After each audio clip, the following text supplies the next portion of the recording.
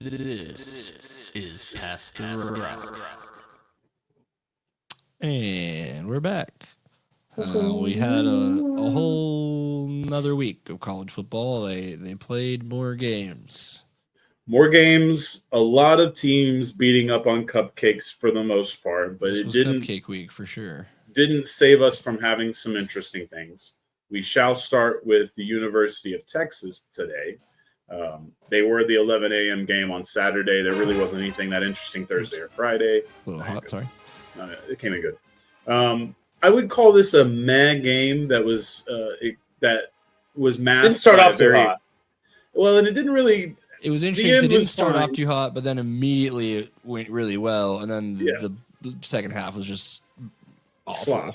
Slop. So and it's really nothing to overread into either way. I think there is one story that's obviously dominating this game, but otherwise it was a very explosive end of the first, middle of the second for Texas, and then that kind of just put this one away. 38-7 Longhorns. First Arch. Oh no, he started in one games last year. So Arch just is 1-1 on his first starting season. Yeah, it was his first win as a real starter. Yeah, His first is the real win guy. as the long-term starter for the program. As the guy. And we're wondering if he's playing through pain. I didn't grab the clip because by now most people have seen it. We talked about the sidearm quite a bit in week one. It is leaving some cause for concern. He doesn't look super exciting in a lot of his throws, and it does make me wonder. But none of that really bothered me that much until Sarkisian got hella defensive. So that's why I just wanted to go ahead and present how Sark decided to handle this bit of, this questioning, I guess. Arch Manning seemed to be having some throwing pains by the According to fourth who? quarter. Arch. Art said that to you? No, Oh, according to it just looked like he was. he doesn't have any. Is there an explanation to why he was? It looked like that. I don't know. I've never filmed any of you guys when you're using the bathroom, so I don't know what faces you make when you're doing that. Sark, you talk. I was confused about Beautiful. that because Let's start cooking, bro. I don't know if that's in reference to something specific that was written. Did someone write that Arch Manning looked like he's trying to use the bathroom? I don't know that I've ever gotten I don't know where he context. pulled that from. I mean, pretty much. He's a coach, man. He pulled it out of his ass. Pretty much the instant reaction was that it was just complete defensiveness without, in my opinion, he's just being very defensive and he's just kind of coming up with whatever's on his mind. Everyone Do all the below it, reporters- whether you're do all the reporters go up and leave their phone up there? I'm confused what's Oh going on yeah, there. yeah. So you'll leave it to record so you can actually annotate what he said, write it all out. Make sure you have the actual copy of what he said, like the written Seems copy. like a weird- exactly. Weird process. It is a Running through weird mic, process. someone could just record that line, but whatever. I think there's a lot of immediacy that's different, and you want to rely on other people, so you like to have that immediately ready to roll. Because the second that they're done, they're typing, right? Yeah. That's pretty much it from Austin. It'll continue to be a pretty boring summary of Texas games, hopefully, until 2 weeks from now, I think. I mean, yeah, the goal from these games is that you see stuff later in the year. You're like, okay, he learned this from there, learned this from there, that kind of thing. Yeah, the offensive line needs to be better. The running game needs to be more consistent, which is probably a result of that. And then obviously Arch has to be better as well. So all these things are a part of the equation for the Longhorns. Other teams in Texas to be noting, there was a more interesting game for sure going on up here in Dallas. Baylor versus SMU, the SMUs. Had some interesting things. I would definitely advise someone to just go watch the entire highlight reel of this game. It ended 48-45 Baylor. Made me really sad that SMU chose the ACC and not the Big 12 because they fit so perfectly here. Obviously, there was more going Or on. did the Big 12 say There no? was more going on to that. I think that the ACC was looking for teams and the Big 12 may not have been. But either way, SMU is now part of the Atlantic Coastal Conference instead of the Big 12, which is actually the Big 8. Are they back to 10? I think they might even be more than 12. Are they more than 12 now? More 14. I think there's 14 teams actually. You might be right. 7, 8, 9, 16? Sorry. 1, 2, 3, 4, 5, 6, 7, 8, 9, 10, 11, 12, 13, 14, 15, 16 in the Big 12. 16 in the Big 12. Jesus. So yeah, Ranging from Iowa to Cincinnati to Utah to West Virginia. So And lot Baylor. of- I guess Baylor's now the South team there, huh? yeah, a lot of interesting things for SMU here.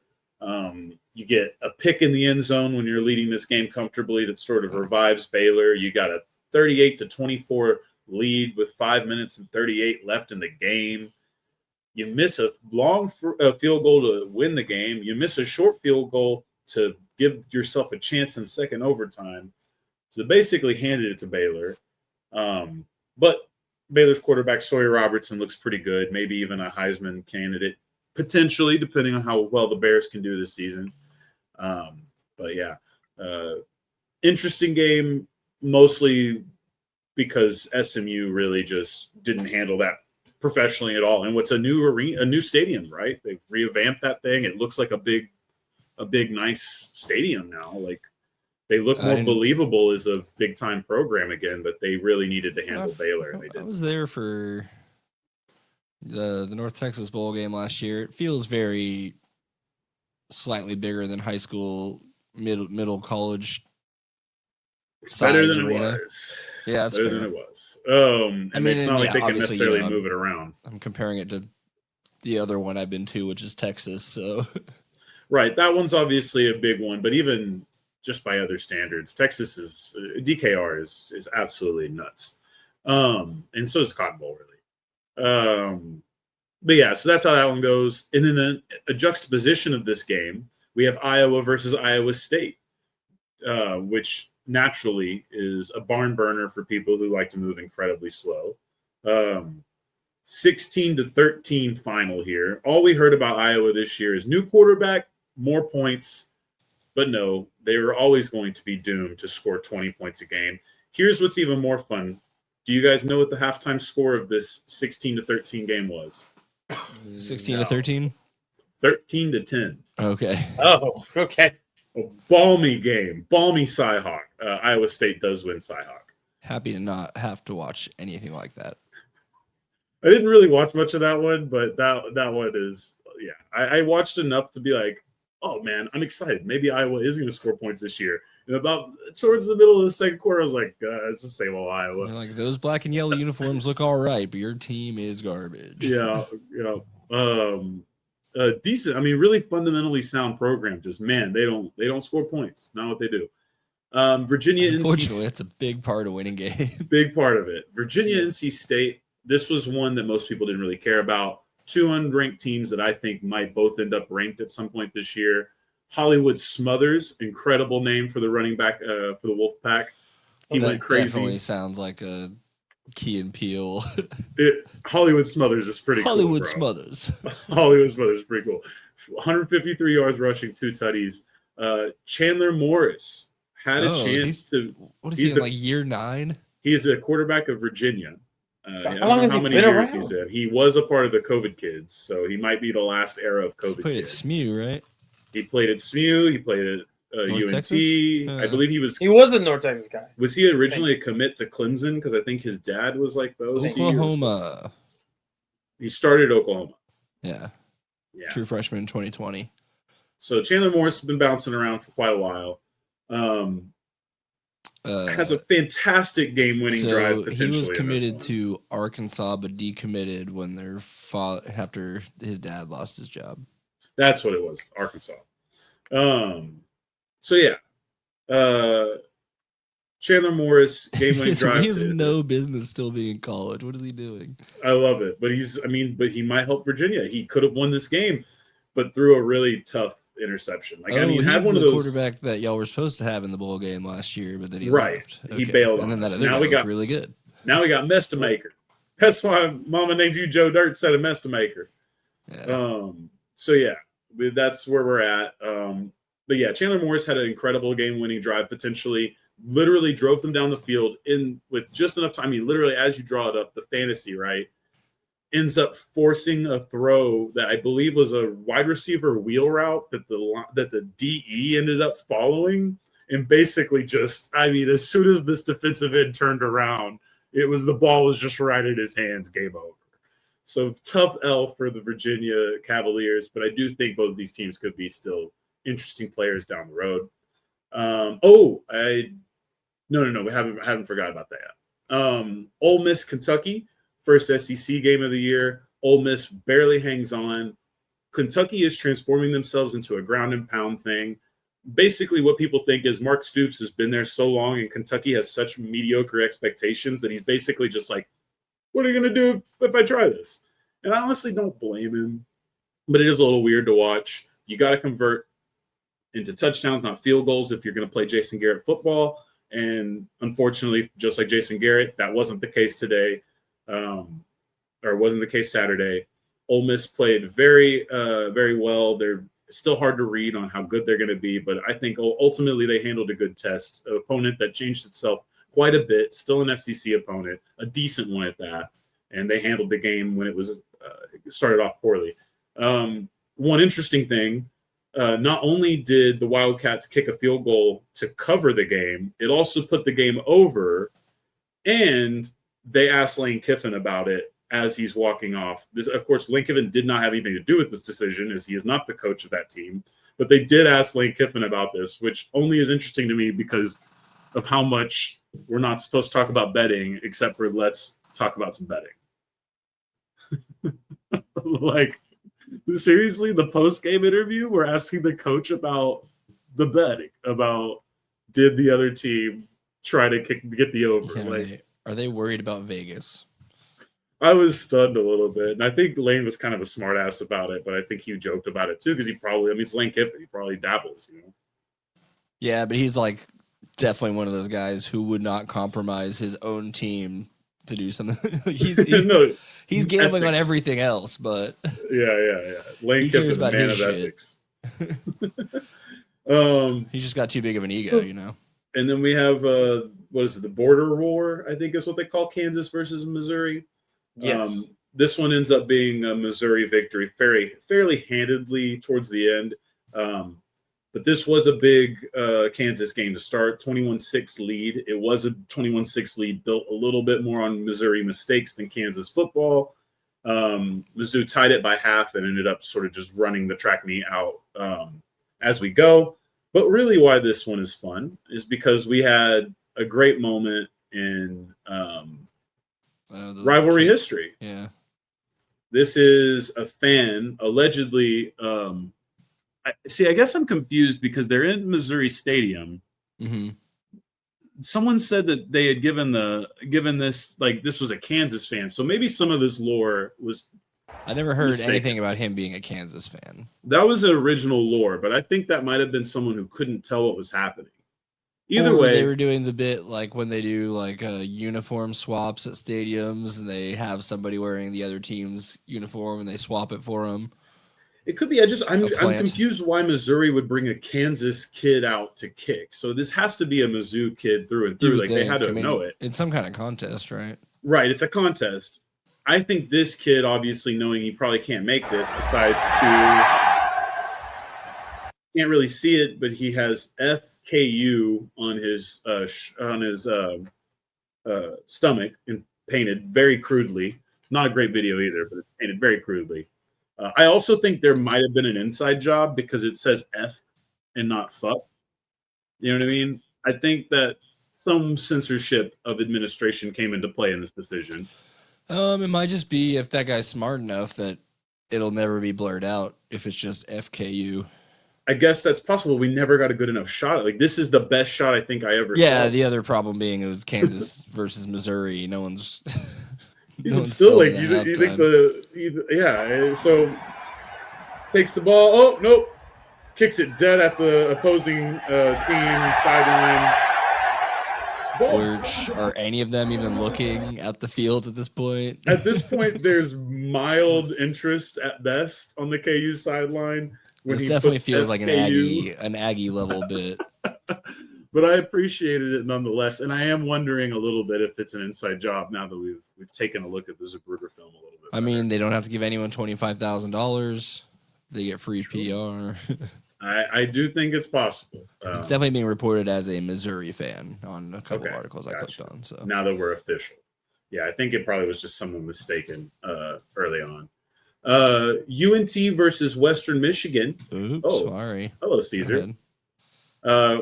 Do you guys know where this game was played? Western Michigan. Correct. Do you know where they play at? Western Michigan. Kalamazoo Kalamazoo. Okay. Is that is Kalamazoo, Michigan. supposed to mean something to me? No, I just think it's an incredible It's a name. cool name. So they were down 24-10 in the third, end up having Western Michigan doing essentially what happened in the SMU Baylor game, where they kicked a field goal this time. They did make it. And UNT just punched it in, scores the final score in overtime. Mighty Mean Green win 33-30. You know what was wild about this game? Trying to track it on the box score on the ESPN app. They didn't have anything. Yeah. They didn't have a thing. If you were to click on the game on your app, just to see, like how are these individuals doing? They didn't have anything for you during the actual live game. They're like, look, we got to wait for our field reporter to send a Raven after the game. No, I mean, with all the money changing in ESPN, you have to wonder how much they're ever going to pay attention to the MAC. But the MAC at least has a cult following, right? Especially being where the MAC is located. Mac After Dark. But the American Conference, it's tough because a lot of these are schools that exist in Texas and Louisiana, or they're Army and Navy, right? Like they're teams that sort of are always going to be overshadowed. I say Tulane's in conference. I feel like they do pretty well for their level. Again, Tulane. They are a very decent program, probably the best overall in football with the American Conference. At the same time, LSU, Yeah. So Yeah. it's just tough because you're always, and there's not really a chance. It's like North Texas, man. They can be as good as they can be. Are they ever cracking into the spear of what A&M and Texas can recruit being SEC schools? Hell You no. need Nor Hell Jones no. to start chipping in some checks. Yeah, we would need a lot of funds, for sure. Dr. So- Phil could do it, but he won't. Exactly. Yeah, you don't want players having to make decisions on whether to take Dr. Phil's money or not. You don't know what that's going to be tied to later down the road. And then the final game of our midday slate that I want to talk about, USF Florida. It's unranked USF, but a team we found interesting. Now they're ranked. 18-16 final in this one. So a nice gross one. Again, failing to convert touchdowns is a problem. You can kick field goals, but it only helps you so much. You get a safety on a punt for Florida at the end of the third. That's pretty bad. You have this situation, which I think is incredible because I know we're going to talk about this in the pro game, but I guess we're just spitting on dudes nowadays because this is very vital to the game, actually. Look at the right of your screen right there. Gets into the face and then spits. And that's all kinds of gross. Just spit I on don't it. even know if that's close to comparable to what we're going to talk about later. Also, I need you guys to notice something. Yeah, that's 2 minutes left. That is South Florida with the ball. That is 15 right there. That is 16. This is definitely setting up what would be Martin Gramatica or whichever Gramatica. One of the Gramatica brothers' sons. I think this is Martin's son. His name is Martin. He is Martin. Never mind, as I'm a well. liar. It's Nico. No, Nico Gramatica. Okay. So Nico Gramatica hits the game winner. Very close. I mean, a 20-yarder, right? Like right there. Since you already did it, I'm just going to play this over it. We can keep talking. Beautiful. Oh, nice. Yes. Pat's you got picks. yeah. That one's fucked up, bro. Oh, I mean, you got it good. Into the mask. My Hey, look, question if you're gonna is, do it, get the most out of it, I guess. and again, not to step on the toes of later, but like, is this perfect timing or what? Because like, I don't. Right. I mean, obviously, the NFL's still going to make their decision on that one, but like, this is like 1,000 times more egregious. Well, the NFL already made the decision.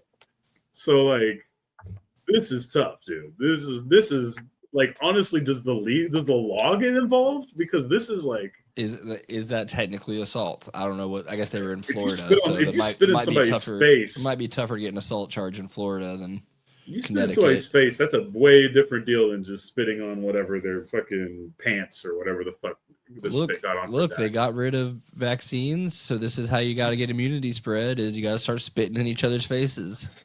I'm telling you, that's crazy, actually. But we do love that things like this happen because it leads to places like USF being put on the map. And this is a head coach that will be certainly one that people will be looking after. But you got to love the assistant's reaction. I did almost use this. Look at that. Oh, my God. It's so weird they're walking next to the Kentucky or the Florida coaches. Right? Yeah, no, awkwardly just having the... This guy's trying to keep composure.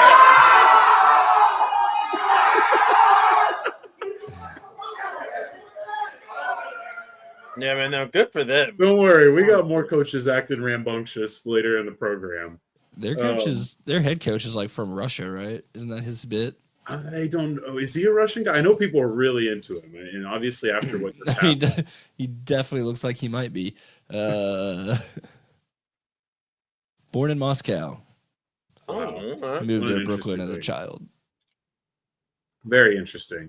Yeah, I mean, he's a hot coaching candidate because this team looks really good. He had an interesting pep speech they even put on the broadcast before the game started. Kind of, I mean, is this his first? Yeah, this is his first head coaching gig, and where did he come from before? He's been everywhere. Well, that's a good thing. He did a year as a high school defensive line coach. Then he went and did student assistant, grad assistants at Ohio State for a few years, Northern Illinois, Oklahoma State. Then he went smaller, worked at Toledo as positions coach, and then Illinois mostly is where he did most of his time as a tight ends coach. Well, I appreciate it. It's being noticed, not by all people. There was some controversy. I know the rankings don't mean a lot. We made fun of it last week. We can continue to make fun of it this week. But one person came under fire quite a bit. I didn't put the name down of this person, but she's a SoCal college football writer who has a vote. And after this game, she decided to promote Florida and not to rank USF at all. She tried. I was going to show the video where she defends herself, but I'm like, it's Florida lost the game. USF didn't win it. Blah blah blah. That kind of thing is what I'm assuming. Yeah, I mean, and there was also people there was a lot of people who were very upset about this, which is why I brought it up. Lots of people were very upset from all over college football spectrum because this is a sensitive subject. I'm not necessarily mad at it. I just feel like it was kind of a funny decision, and of course, like you're gonna have to talk on that decision. I did think it was interesting where there was people who were like, actually, some guy didn't even have Notre Dame ranked and then ranked them after a bye week, even though they lost the first game. Like, there's some really bad. There always will be. Like, talking about Adam Silver's NBA. Adam Silver gives, and the NBA always has given very funny votes to like finals MVP and stuff to people who you'll never hear of. Like, you can go down the list, even if you're a diehard fan, and you're like, oh, okay, yeah, this is ESPN's guy, this is Bleacher Report's guy, blah, blah, blah, blah, right? You go through the NBA and you'll have all of those guys, but then you'll have like random outlets from just all over the world on here and people who frankly probably are not following the NBA. They just want to give one person from a country or a region the opportunity to cover the sport. So I don't know what the case is for this person. I don't know their credentials, and I know that they're not the only one, but it was funny and it was worth noting as the conversation continues to roar. Into the night slate, we just have two games. The most important one's probably Arizona State loses to Mississippi State really on their own volition. Leavitt, the quarterback at Arizona State, I thought there was a lot of regression. Unless Mississippi State is really here to play in the SEC this year, that looked very noticeable. Sun Devils defense got them back in this game because it could have easily been a blowout. Little bit of life right before the second half. Devils kick a field goal, get this thing, kind of get it rolling. But then, guys, why do we play prevent, right? Because it actually does prevent you from losing sometimes, most of the time. Prevents those big plays that you just don't want to give up. Arizona State, I did not grab this. I don't know if you happen to pick this on Pat's picks. It's possible it could have been. Did you get Arizona State's or Mississippi State's game winner? No. No, I'm usually not looking for actual good football plays on my highlight. That's very fair. This one was, I don't know, I would call it good. It was a pretty bad I should decision. say I'm not looking for meaningful plays. So essentially, Blake Shapen, former Baylor Bear quarterback, been at Mississippi State for a bit now, hits his guy. It's a big chunk route, well designed, but it's designed to be a quick play to get out, to get the ball moving up forward. And in no way is this a deep shot game winner play. However, safety, corner, whoever, two secondary players, you watch it on film, clearly get mixed up. And of course, it only takes about a half a second off for that guy to then turn that into, he catches an angle, the receiver catches an angle, and he basically just outruns the secondary for what goes on to be the game-winning touchdown. I think there was like 30 seconds or so, or 50 seconds, and then I think Arizona State ended up throwing an interception to lose the game, but it was basically over anyway. So that was tough, but there was some beautiful moments out of it, like Mississippi State fans in Starkville. They love themselves, the Bulldogs. They also love some Mike Leach. So this was something that the fans left as a little memento after they very quickly, very quickly took apart the goal stands. Obviously, Pablo Torre's done one of his shows on magnet? that. I think it's a button. Okay. It looked like it was added in Photoshop, so I was confused for a second. No, it looks like somebody probably was wearing a Mike Leach button to the game and then put it there for a picture. So that was really fun, but definitely not to be outdone by look, USF, they had a great celebration, but this one might be the best. Oh. It's okay. I'm just going to keep making you switch angles. Hey, let me tell you guys something. Tell me something. There ain't but one thing better than this. Yo. Hey, and I'm going to take care of that later tonight.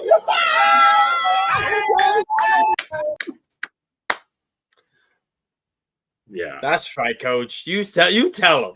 Did you see how red his eyes are? Oh, so that was good.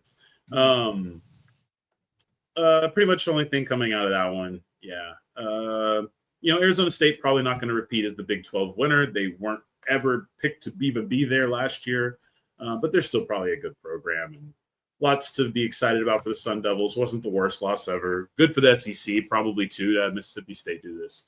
But a bigger win for the SEC would come at the final game. Second. Oh, you have Arizona State, Mississippi State highlights?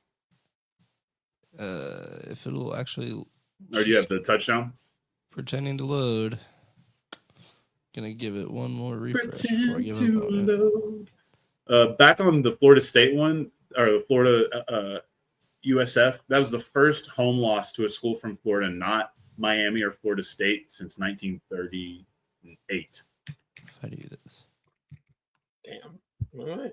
Nope, that one's just not gonna load for some reason. Oh well.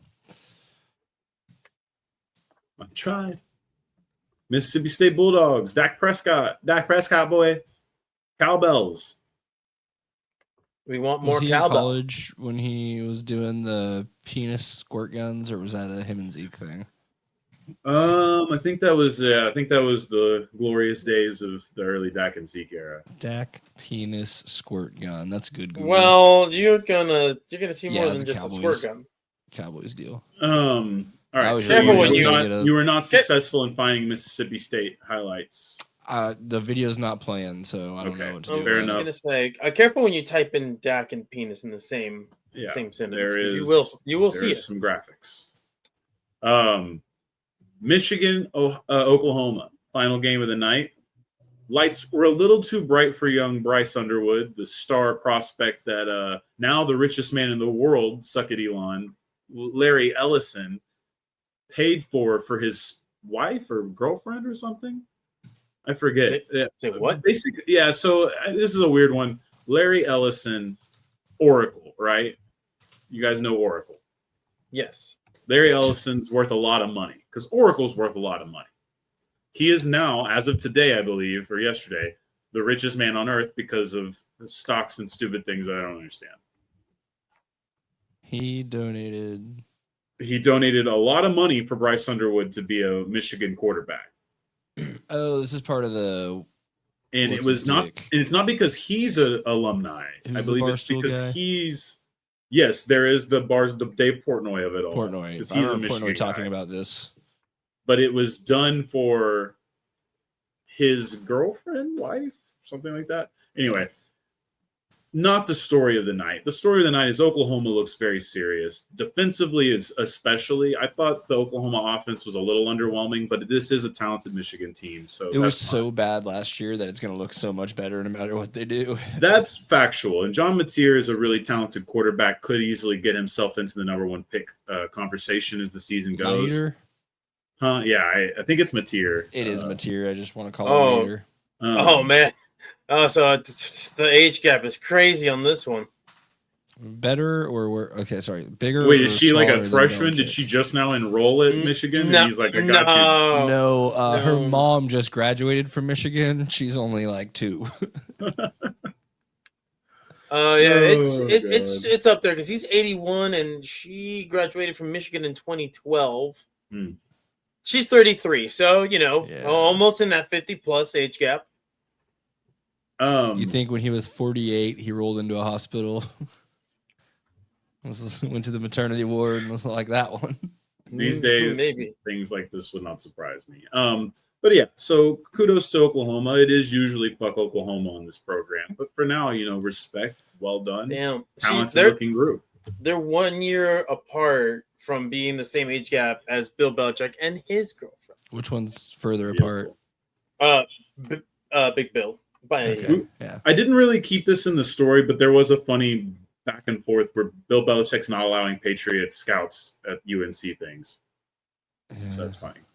I don't really want to keep going off it. I just think what's happened to Bill Belichick's reputation has been absolutely incredible. And I'm okay with it continuing. And I feel bad for Patriots fans to some extent, but like you got the Super Bowl. Yeah, the Super Bowl still count. So yeah, that's gonna bring me into some of the random stuff. Illinois beat the shit out of Duke. Clemson struggled like crazy with Troy, mostly because their star receiver was down. Oregon beat the piss out of Oklahoma State 69-3. Gundy was not happy after talking about the discrepancy in NIL and such. Oregon State had some great blunders. I have to ask you. Sorry, Ricky Fowler isn't just putting a whole bunch of money back into the program. For real. T-Boone rolling over in his grave right I was now. gonna say your only real donor died, so I don't know what you're gonna do here.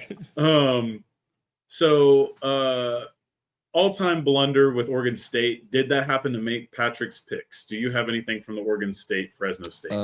Because there was 2 that I think were worthy. Let's see what this clip is called. Oregon State illegal punt. Yes, great. You've got the punt. Excellent. That's one of them.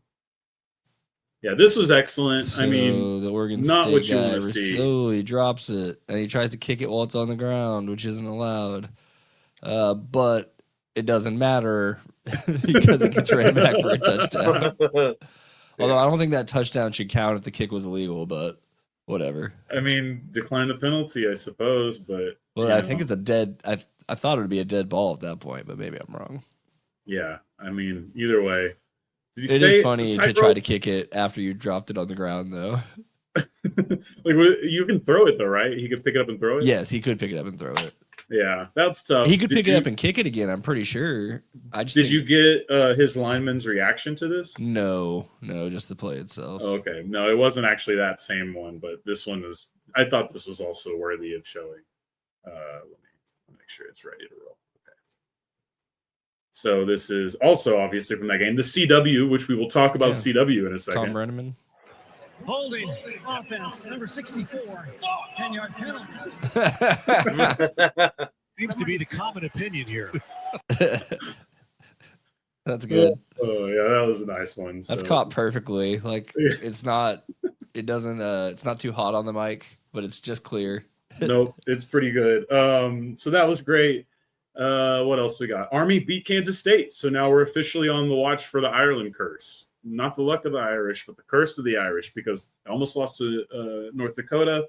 Now you lose to Army, who I think allowed them to have the ball for 3 minutes of the second half, if I remember correctly. The good thing about Army and Navy games is they have a tough time trying to figure out where to put the commercials because that clock is running. Yeah, you better squeeze them in, man. That's why CBS Network has to air them all. So yeah, that one's funny. And then Bama did win. In fact, I believe they scored more points than Nick Saban's ever won. Oh, I've got something here for you from that game. And I'm assuming that you're going to say that you're going to show me that the Louisiana Monroe punter left was something. It was an Check ass out whooping. this thing that I put Alabama clothesline. That would be the one. Yep. I saw this one. Louisiana Monroe Louisiana. punter. ULM punts it. The Alabama guy's getting a pretty good return here. He's crossed the 50 to the 40 to the 30 to the 25, and he's dead. And Clotheslined by the punter. And the punter's still talking shit, which I think was very underrated about this story, or Close line about this from highlight. hell.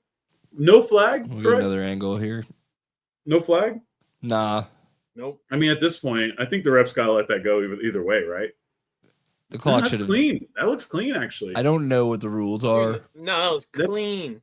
That's clean because he grabs it. Where he grabs him is his breastplate, not like his Yeah, neck. yeah, you're right. Look at that. Because it's Damn. not really around the throat. Didn't but get in the real neck by time- the punter, bro. Shout out to that punter, man. But in real time, it definitely looks like a clothesline. Definitely a good one. That was it. So if there's more mean, it was a Patrick's close on chaos, time, then please, we We've have got- week 3 to we've got talk a few about. but more please. of what I decided to call Pat's picks because I didn't want to think that hard of a name.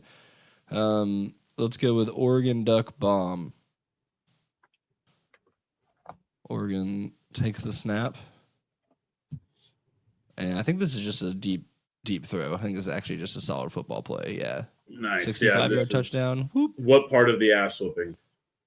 If I hadn't covered up the score, I could tell you. Yeah, 69-3 final. Just to remind So that was everybody. that was a rare one where it was actually about football. It Here's is- one that's not about football. The Hawaii cheer fail. Oh It's god, cheerleader surfing and she's fallen to the ground. Timmy Chang. He's had such good vibes. to And the start guys with the season. board, guys with the board, the best part as they look at it, they realize she's No. not there. They just keep going. Shout out to the guy who actually embraced the fall though. She could have had a much Yes, harder it could have time. gone a lot worse. Also from the Hawaii game, this is Hawaii pick six, another actual football play. Hell yeah, bro! I'm really excited. I hope Timmy Chang's got the boys going. Swoop, whoop. They win that one. A Those nice get Cam Houston. deflection, and then you get like a 40-yard pick six from that. You know, just for classic football. Classic, good old football. And the cute little dance at the end by the Yeah. linebacker, I suppose. Next, here's what happens when you whiff on a punt. Oh yeah, This this one was also the one I Montana wanted to and add. somebody. This one I knew I could Here you go. trust You'll you get to a better. You'll get a better view of that here. Yeah. Rolls right, completely whiffs on the punt, scooped and scored from 9 yards out. That kid is not one- seeing the field ever again. And that's why I find it vital that you do what you do, because I did see that one, but usually Reddit finds the funniest things that happen in subdivision in Division 2. And you really should not, as far as like my argument for why college football is better than pro football, I would be remiss to not think Division 2 is funnier. Now it's not as fun because they're not as good of athletes, but The it's clips are funnier. nice though. Way funnier. Another what I'm pretty sure is probably just a good football play. The Trojan one hand. Right? Yeah. USC, USC, maybe they're good, maybe they're not. Fade. He fucking stiff Beautiful. arms the defender, which the call was on the defender, Yeah. and catches it. We got a few different angles of this. This could be one of the best catches I've ever seen in my life. It's nice. I mean, it is tough because I do like it's not like an those, but especially. I don't know, just something about the way he's playing the defender while catching the ball, visually aesthetic for sure. and his immediate, just like, yeah, what's up? I caught Interesting that. to see how good Lincoln Riley's team is this year. Certainly knows that if there's ever a year Lincoln needs them to be like dark horse good, I'm telling you, it's now. UConn, something about 4th down and 10. UConn, Syracuse. UConn in a UConn. 4th down and 10 throws a massive. Oh. Oh, I forgot about that catch. That's an awesome catch too. And Hilaire said he never actually gets tackled. They just have to blow it dead. Did UConn beat Syracuse? I think this one got them back into the game and they won it. Let's see. UConn. This dude catches this ball one-handed between two defenders who are both hitting it. No, at the Syracuse same did time. win that game. Syracuse did win it. Okay. In overtime. Yeah, that's an Cool. interesting one because Syracuse, I don't think they've been quite as good as we've expected recently. And then when it comes to UConn, that was one of the first teams to jump up into the big boy leagues, and it's been interesting to see how they do. I'll get one more for you that I didn't edit myself that I saw whenever I was trying to find that other one you were talking about earlier. This is the Army onside kick. Touched the receiving team member and recovered by the kicking team. Oh. Kicked off the front lines guy. And that's one that you really would hope they try more, but it is difficult, and maybe only a college thing that you can do because those NFL guys are terrified as shit to lose their job. So yeah, that goes 13 yards, 12 yards. I mean, straight up. That's a tough one too because you're like, we're pretty sure this guy's gonna go take this route back up, but oh my god, okay. And you're just awful. You know that giving up a possession to Army could mean up giving a whole quarter. I mean, it's 9 to 12 minutes. So beautiful. Well, and Pat's picks for Another week beautiful week 2. of college football for week 2. We are moving into week 3. This one's going to be an interesting slate. Dab on them. Zoom tight. Thank you. Thursday, NC State, Wake Forest. Both teams are undefeated. I think NC State could be really, really interesting this year. So I'm definitely tuned up for that one. Friday, we get Colorado, Houston. Guess who's starting the quarterback for the Buffaloes? We already have a change for Dion post Shador. Oh man, I saw it and I already saw his it? name slipping my mind. Yeah. Yeah. Well, he's being dubbed Martin Luther Staub. Yes. He What a helped- name. He helped the Buffaloes escape with a victory last week, and now he's Prime's guy. Ryan said- Staub. Ryan Staub, he was the third string coming into this. Remember, they had Caden Salter, who was a big deal coming from Liberty. Then they had Julian Lewis, which was a big recruit coming in, right? So either one of those guys, we're very much expecting to start. It gets to the point where Oops, wrong. That's the wrong page. Sorry. this is where we're at with Prime. I mean, yeah, I remember they're making a big deal about getting the Lewis kid, and so Oh, my God. like a huge deal. So what? No, No. poor kid. Oh man. He wants to come in stoned or something, man. So this kid goes, he said, I had a dream to stay here. Apparently, they asked him after the game, why didn't you transfer out knowing 2 quarterbacks were coming? He said, I had a dream, bought it. And then Prime is literally there in between the reporter and him. And then that's when Prime jokingly calls him Martin Luther Staub. So it's not a creative nickname, but it was given to him at least by Dion, which I guess makes it slightly better. Either way, that one's a funny one. They're going to be playing Houston. We don't really know if the Cougars are going to be that good this year or not either. So that'll be a fun litmus test for not the Big 12 thing. Wait, no, Colorado's. They're both. Oh no, Big- Colorado's not. Colorado's in whatever RAS conference they're in. No, Colorado is Big 12 again. Yeah, they're Oh, big. you're Yeah, Colorado's back. Still an AS conference. They're back. Uh, And then in the other Big 12 game Friday, Kansas State, Arizona, the Ireland, the curse of the Irish. We continue because Arizona's not that. Is Arizona good? Maybe they're good. Maybe they're not. Kansas State, we're definitely sussing you out. Then we move to Saturday, the moneymaker day. 11 a.m., you're not going to have a lot of interesting stuff, but it's going to be 2 games where you should probably watch. There's a Clemson, funny Georgia. thing. I saw a story about the Oklahoma Temple game where there was apparently some people from Oh. Temple who are mad because they heard Oklahoma OU beat reporters. talking about how they're going to play a high school team. But I was like, yeah, It's like I think they called it more of a high school like attendance level is what they were. I think is what the reported actually. well, I said. think they were calling Hello. the team more of a high school team. But either way, like Your Temple. Hello, What are you Michigan. expecting here? Exactly. So you have the Clemson Tigers. Come here. Let me get this tiger down. You have the Clemson Tigers playing the Georgia Tech. Oh, because they're playing that game at Lincoln Golden- Field. Yes. Lincoln they, Financial. Well, they where the always Eagles do. play. That's where Temple plays. That's where Temple plays. Yeah. The Eagles let that happen. Yes. It's probably fucking tax write-off or something, dude. Seems like a terrible for the field conditions for your NFL team, but whatever. Never been an issue.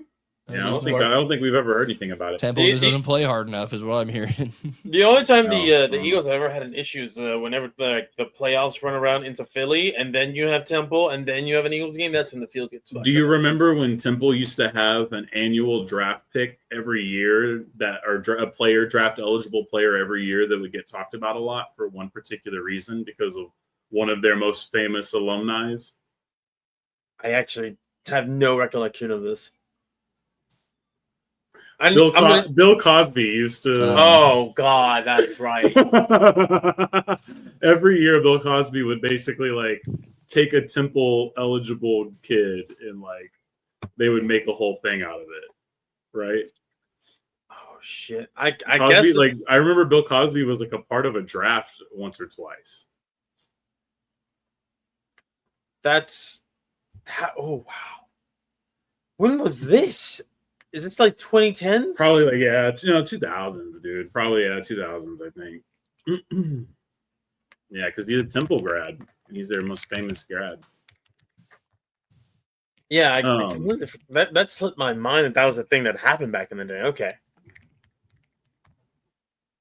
You could have given me 35 guesses, and I wouldn't have known what state Temple was in. You didn't know it was a Philadelphia team? That's why people have honestly tried to there have been some people who were successful at Temple. Wasn't that Matt Rule? I think he initially had started at Temple.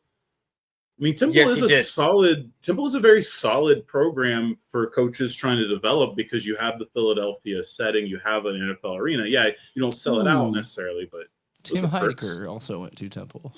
So that's an interesting one. Bob Saget also went to Temple. Oh, what? Paul F. Tompkins, less famous, still very funny. So there's some other famous people. Unfortunately, I don't think Saget's going to help them either anymore. So the 11 a.m. slot, Clemson, Georgia Tech, Wisconsin, Bama. Just gonna say he can't make his legacy he can't make it any worse. Not that it's bad, but he couldn't make it any worse now. Well, he's dead. Yeah, that's okay. I don't think his legacy's not bad. He just rambunctious. He just liked to cuss a lot. And the booger sugar. Ooh, Daryl Hall also went. So did John Oates. Apparently, I guess that's where they met. And then they looked for America. Huh? Right? Hall and Oates. That's got to be bigger than Cosby. No, nothing's bigger. Nothing's bigger than Cosby at this time, bro. They wrote Rich Girl. Come on. Plenty of hits, man. But I think being ooh, Bill Cosby, Ted Bundy. Oh wow! I found one. Was he? That's a hell of a one. More famous, probably. Yeah, infamous. Any other Temple alumni? Yeah, I'm just scrolling through the list. I'm on athletes now, so I got to be done soon. Some of these guys I've heard of but aren't worth mentioning. Didn't they have they had an NFL guy fairly recently? They have a few. Hassan Reddick is probably Hassan the biggest Reddick, one. right? Yeah. So yeah, hit the 11 a.m. shift if you wanna watch some simple Mark football. Jackson. Not that Mark Jackson. The Mark Jackson from TV. Mark with a C. Professional basketball player in Europe. You'll have Georgia, Tennessee, the first big SEC ranked game. 6 Oh, it is 15. that Mark Jackson. I just didn't know he spelled his name with a C. Sorry. You have Washington State coming to Denton. You have, which I would maybe I would care about, but we have Red Bull Flugtag next door to my apartment this weekend. So you know what I mean? Business is business. What? The Flugtag. Is that the soapbox thing? No, it's the one where they try to fly stuff into the water, basically. Right, got you. So Washington State will be in Denton. They do a red field, we do a green field, except for everyone does a green field for the most part. UTEP is going to be the cupcake that Arch gets to practice on this week. USF plays at Miami, so that's 18 versus 5. That will be on the CW, asking people, is this the biggest sporting event ever in CW history? To which the only other counter would be the XFL championship, the 1 year it happened back in the first initial XFL. Because technically that would have been the CW when it was UPN at the time. Yes. So a funny one on that one. But I am interested. I think Miami will probably handle USF, even though that probably won't be the last we'll hear of the Bulls.